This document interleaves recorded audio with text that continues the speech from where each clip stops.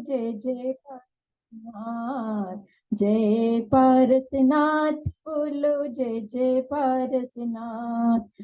समेत शिखर से मोक्ष पधारे, कर्म घात करे मोक्ष सिधारे, कर्म घात करे मोक्ष सिधारे।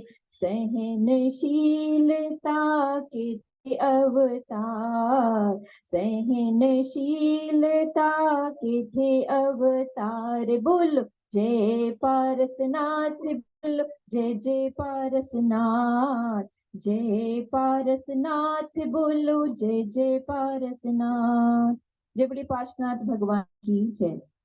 बंधुओं, भगवंतों के पूर्व भवों को जब सुना जाता है तो अपना मन भी उसी स्थान पर पहुंच जाता है।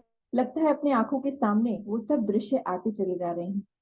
अभी हमने मरुभूति कमठ के विषय में सुना और फिर हम पहुंच गए उस हाथी के पास जिसने हाथी की पर्याय में भी अनुव्रतों को धारण करके अपने जीवन का कल्याण कर दिया।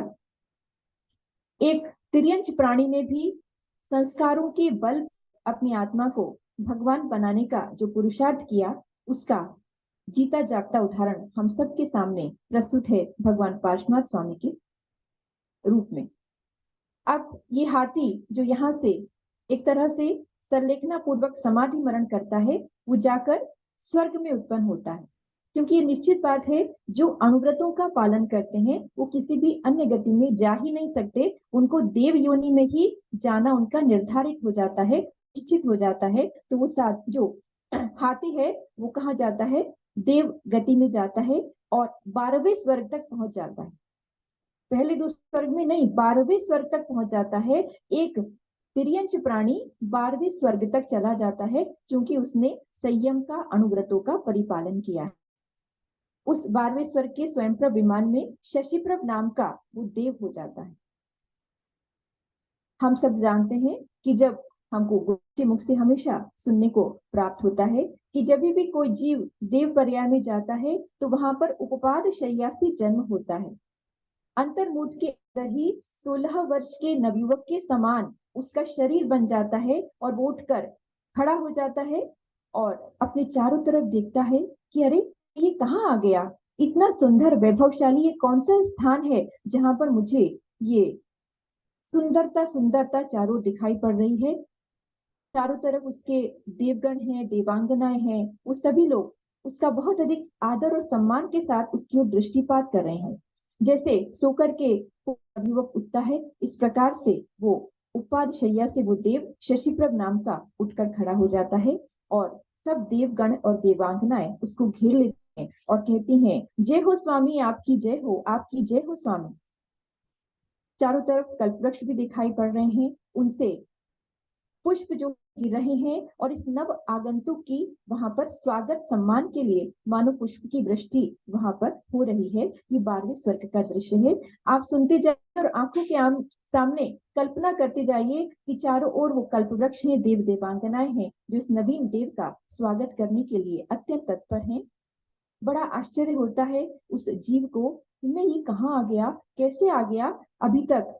तो तुरंत ही उसको अवधि ज्ञान का जो, क्योंकि देव गति में अवधि ज्ञान होना स्वाभाविक है, अवधि ज्ञान उत्पन्न हो जाता है उसका। उस अवधि ज्ञान से जानता है कि ओहो, मैं तो हाथी था, हाथी की पर्याय में, तिर्यंच की पर्याय में मैंने संयम को धारण कर लिया था। अपने गुरुदेव अरविंद महामुनिराज की कल्प की कृपा प्रसाद से मैंने जो संयम धारण किया था, आज उसी का ये फल है कि मैं इतने वैभव को प्राप्त हो गया हूँ। सम्यक रूपी रत्न के द्वारा, अनुव्रत रूपी निधि के द्वारा आज मैंने इस देव पर्याय को प्राप्त कर लिया है। मैं हाथी से देव बन गया हूँ। बंधुओं, सोचने की बात है, कहाँ वो तिर्यंच पर्याय और कहाँ देवों का वो सुख। इतने में जो देव देवांगनाएं हैं वो अभिवादन करते हैं और कहते हैं हे स्वामी, जिन शासन के प्रभाव से आप उत्तम लक्ष्मी को प्राप्त हुए हैं, अब आप मंगल स्नान कर लीजिए, वस्त्र अलंकारों को आप धारण कर लीजिए और सबसे पहले जिन भवन में आप पूजा कर लीजिए। क्योंकि सबसे पहले जब देव उत्पन्न होते हैं तो एक ही जो सम्यक दृष्टि देव होते हैं वो सबसे पहले स्नान करके वस्त्र अलंकारों को धारण करके एक ही कार्य करते हैं, जाकर जिन मंदिर में जिनेंद्र भगवान की पूजा करते हैं, क्योंकि वो जानते हैं कि ये वैभव हमको जिन धर्म के प्रसाद से ही उत्पन्न हुआ है। अनंतर वो अपना वैभव देखने के लिए आगे देव देवांगनाओं के साथ जाते हैं। भगवान की पूजा करने के पश्चात चारों तरफ देखते हैं कितना अपार वैभव है, और वो वैभव मुझको जिन धर्म से प्राप्त हुआ है। इन देव की 16 सागर की आयु है। कितनी? 16 सागर की आयु है। और शरीर जो है वो केवल 3.5 हाथ का है। मतलब जो शरीर की ऊंचाई है वो तो कम है, परंतु आयु बहुत लंबी है। 16 सागर की आयु है और बहुत ही सुंदर उनका है। वैक्रियक शरीर है, हमारे जैसा औदारिक शरीर नहीं है, वैक्रियक शरीर है, जिसमें अणिमा महिमा आदि 8 प्रकार की रिद्धियां सिद्धियां रहती हैं, जिससे बड़ा भी बन जाता है, छोटा भी बन जाता है, हल्का बन जाता है, भारी बन जाता है। उनके अंदर बहुत सारी चीजें, बहुत सारी रिद्धियां रहती हैं, कुछ भी कार्य कर सकते हैं। और 16,000 वर्ष के बाद भोजन की इच्छा होती है।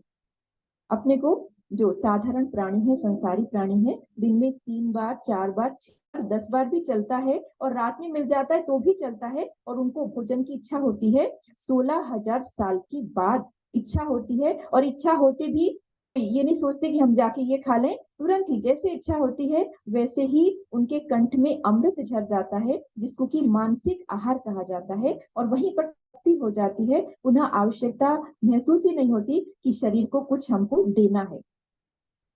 हमसे अपने से कल्पना करें, अपने से तुलना करें तो क्या होता है, निरंतर निरंतर दिन प्रतिदिन मनुष्य सोचता है कैसे मैं अपने उदर की पूर्ति करूं, मैं कैसे अच्छा अच्छा सामान बनाऊं, कैसे लाऊं, बाजार से लाऊं, इधर लाऊं, उधर से लाऊं, और अपने सुधा को शांत करूं, मन को भी शांत करूं। लेकिन वहां पर इस प्रकार की कोई परिकल्पना नहीं है। 16 पक्ष के बाद यानी कि 8 महीने के बाद उनके अंदर श्वासोच्छ्वास होता है। एक बार सोचने की बात है कि किसी के पास जो श्वास वो लिमिटेड है, एक निश्चित श्वास है, चाहे हम हो चाहे आप। हम 1 मिनट के अंदर बहुत सारी बार सांस ले लेते हैं। जब शांति से बैठ तो कम बार लेते हैं, जब गुस्से में रहते हैं तो बहुत सारी श्वासें 1 मिनट के अंदर हमारी चली जाती हैं। और वो जो देव हैं वो 8 महीने के बाद, 16 पक्ष के बाद एक बार श्वास लेते हैं। तो सोचने की बात है कि उनके पास जो उनका खजाना है वो बहुत धीमे धीमे खत्म होता है, और इसलिए उनकी आयु इतनी लंबी, ये 16 सागर की आयु है। हमारे पास 50 साल का, 60 साल का, 70 साल का, 80 साल का, 90 साल का, बस इतना ही समय रहता है। उनके पास 7 का समय है, क्योंकि उनकी ब्रीदिंग सिस्टम जो है वो बहुत दिनों के बाद ब्रीथ करते हैं, तो उनके पास श्वासों का खजाना बहुत दिनों तक उनका काम आता रहता है। तो हमको समझना ये है कि हमारी जो श्वास जल्दी जल्दी चलती है तो उससे हमारा जीवन जल्दी जल्दी बीत जाता है। तो इसलिए हम अपने आप को संयत रखें, अपने आप को सहनशील बनाएं, और गुस्से से थोड़ा बचें, तो हमारी श्वासें भी थोड़ा लंबे समय तक हमको साथ दे सकती हैं। उस देव के पास 4 नरक तक का अवधि ज्ञान, यानी कि 4 नरक तक की बात को, वहां की नारकियों की बातों को वो अपने अवधि ज्ञान से जान लेते थे। अणिमा महिमा आदि रिद्धियां थी, तो वो इस प्रकार समझते हैं कि सारा वैभव अगर मुझे प्राप्त हुआ है तो एकमात्र तब के प्रभाव से प्राप्त हुआ है, जो मैंने अनुव्रत पाले थे उनके प्रभाव से प्राप्त हुआ है।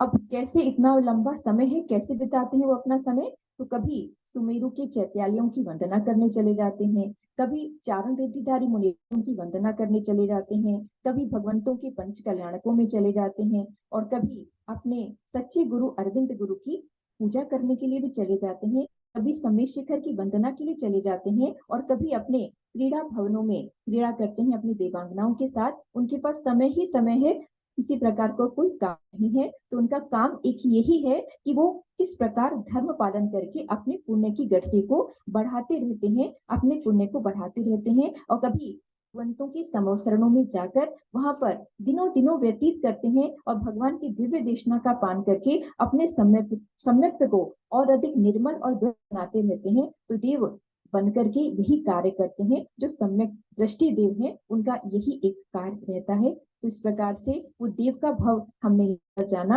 अब ध्यान देना है हमको कि उस कमठ का क्या हुआ। तो कमठ पहले क्या बना था, सर्प बना था, और उसने हाथी को डस लिया था। उसके बाद अब की बार वो सर्प जो है क्या अब कहाँ चला गया, वो नरक में चला गया। हाथी को डस करके नरक में चला गया, और कौन से 5वें नरक में चला गया, जहां पर उसकी 17 साल की आयु थी। और वो नरक की भूमि ऐसी थी कि जैसे स्पर्श होता है तो भी हजारों बिच्छुओं के डंक के जैसा दुख का अनुभव होता है उस नरक की भूमि के अंदर। तो इस प्रकार वहां जाकर के अपार दुखों को वो जीव भोगता है, और यहाँ ये जो देव है अपार सुखों को भोगता है। एक व्हाइट है, एक ब्लैक है, एक व्हाइट है, एक पाप है, एक पुण्य है। तो इस प्रकार से यही हमारे जीवन में हमको समझना है कि हम ब्लैक का आश्रय लें या व्हाइट का आश्रय लें, हम पाप का आश्रय लें या पुण्य का आश्रय लें। तो इन भगवंतों के जीवन व्रत से हमारे जीवन में भी इसी प्रकार का जो पुण्य कार्यों का उसके में हमारे भावना जागृत हो, निरंतर हमारे क्षण क्षण पुण्य भावनाओं से ओतप्रोत रहें, धार्मिक भावनाओं से ओतप्रोत रहें। तो सहनशीलता हम सबके हृदय में जागृत होकर के हमारे जीवन में अपना पूरा स्थान बना ले। इसी करके आज भगवान पार्श्वनाथ की हम यहाँ पर आराधना करते हैं और बारंबार भगवान से प्रार्थना करते हैं, हे भगवान, आपने संसार परिभ्रमण को त्याग कर अपनी सहनशीलता के आधार पर अपने आप को मोक्ष पद में, मोक्ष सुख में प्राप्त करा लिया है आपने। सहनशीलता के कण भी हम सब जीवों को प्राप्त होंगे, तो ही हमारी आत्मा का कल्याण हो सकता है। जय पार्श्वनाथ भगवान की